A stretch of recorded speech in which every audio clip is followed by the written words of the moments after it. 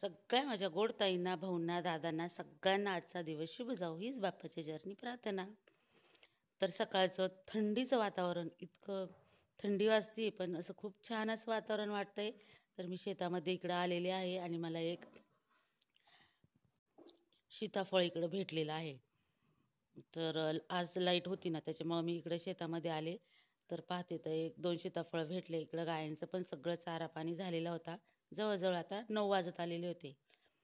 तर 9 वाजता इकडं मुली हॉस्टेलहून आल्या होत्या ना, इलेक्शनच्या सुट्ट्या होत्या त्यासाठी. तर इकडं इडली करायचं चालू होतं. त्यासाठी रात्रीच उडदाची डाळ आणि तांदूळ भिजायला घातलं होतं आणि आता इकडे चालू आहे सकाळी इडली करायचा बेत.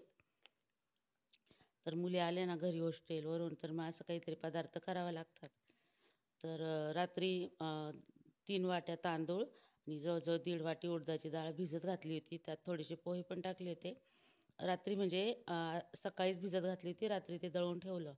आणि आता थंडीमुळं इतकं ते पीठ असं आंबत नाही ना, मग त्याच्यावर थोडंसं जाड असं कापड टाकलं होतं, पण छान आंबलं होतं आणि मस्त अशी इडली झाली.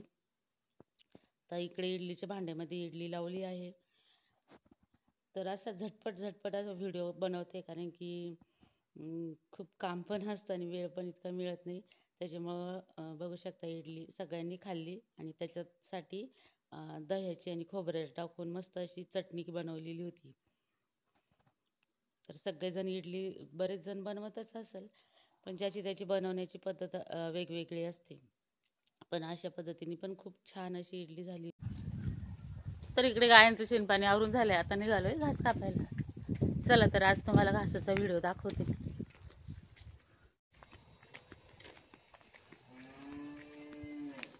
रोजचे काम असतात, घास कापणे, गायांचं आवरणे. रोज काही नाही दाखवत, कधी मध्ये दाखवते. तर चला. तर इकडे मी रानामध्ये आले आता घास कापायला, म्हणजे घराजवळच अगदी. मुलीसुद्धा आलेल्या आहेत, त्या पण घास कापू लागतात. कारण की कापूस काय अजून संपलेला नाही ना, आम्हाला जावं लागतं कापसाची वजनं घ्यायला. त्याच्यामुळे झटपट असं घासाचं काम उरकवलं ना, मग कापसाची वजनं घ्यायला थोडा वेळ झाला तरी चालतं. आणि वेळच होतो आम्हाला घरी यायला, जवळ अंधारच पडतो 6:30 वाजता. आणि 6:30 वाजता आता अंधार झालेलाच असतो. त्याच्यामुळे हे कामं पटकन आवरायची आणि घरात एवढे सगळे काम करणारे असले ना, अजिबातच कंटाळा येत नाही. खूप छान वाटतं. मुलींनी मस्त गाणी लावून घास कापायचं चालू आहे मोबाईलवर. तर झटपट असा घास कापून झाला. घास कापायचं आहे ना, कामाला अजिबातच कंटाळा येत नाही कारण की ना सगळेजण असतात. आता इकडे ना आम्ही हळदीचे झाडं लावलेले आहे, तुम्हाला दाखवते. मस्त अशी हळद आलेली आहे, बघू शकता. आणि आम्हाला एक वर्षभर पुरण एवढी हळद बरोबर होते. थोडेसेच झाडं लावले तरी कडेला लावलेले. त्या पानांचा सुद्धा इतका छान वास येतो ना. घरी बनवलेली हळद खूप छान असते खरंच. आणि जे दुकानची हळद आहे त्यात थोडंसं कमी ना केमिकल असतं, कलर वगैरे असतात. तर घरच्या हळदीनं खूप सुंदर लागते. एवढे 10-15 झाडात आहे ना आमचं वर्ष होऊन जातं, कारण त्याला खूप अशी हळद येते. तर इकडे पपया पण आलेल्या आहे झाडांना. शेतकरी म्हटलं ना काही झाडं लावलेलेच असतात. इकडे जांभळाची झाडं पण लावलेले आहे.